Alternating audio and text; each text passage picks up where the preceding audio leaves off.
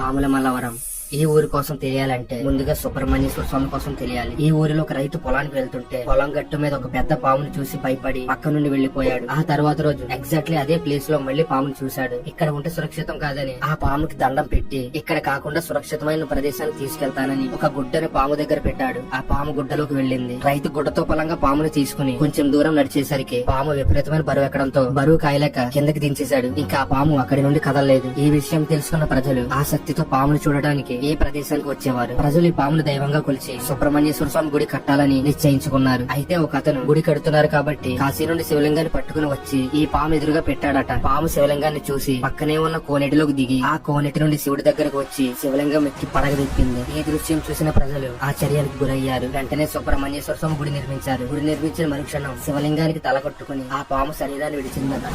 సంతాన శయన మందిరం అంటే సంతానం లేని వాళ్ళు గుడికి వచ్చి కోనేటిలో స్నానం చేసి నాగుల చీర కట్టుకుని ఈ మందిరంలో నిద్ర చేస్తే ఖచ్చితంగా పిల్లలు పుడతారని ప్రజలు నమ్ముతున్నారు. చాలా మందికి పుట్టారని పుట్టిన వాళ్ళు మళ్లీ వచ్చి ఈ స్వామి వారిని దర్శించుకునేవారట. ఇంత గొప్ప చరిత్ర కలిగిన ఈ సుబ్రహ్మణ్యేశ్వర స్వామి గుడిని దర్శించుకోండి, ముఖ్యంగా పిల్లలు లేని వాళ్ళు.